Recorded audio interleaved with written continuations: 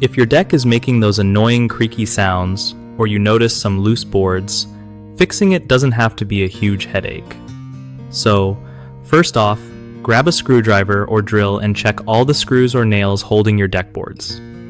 Tighten any that are loose because sometimes they just need a little nudge to stop the squeak.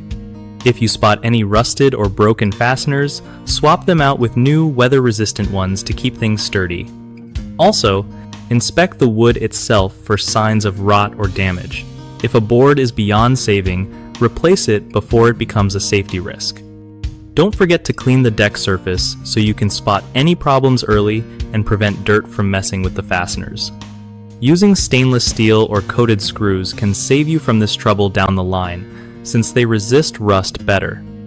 When tightening, make sure not to overdo it because stripping the screw can make things worse.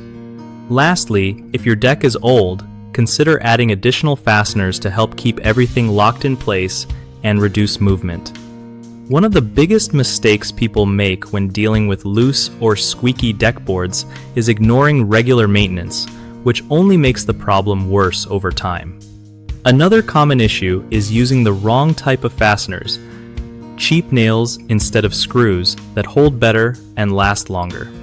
The third mistake is over-tightening screws and damaging the wood, which can cause more instability rather than fixing it.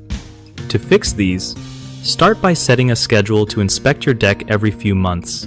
Swap out all nails for high-quality screws designed for outdoor use, and tighten screws just enough to secure the boards without stripping or cracking the wood.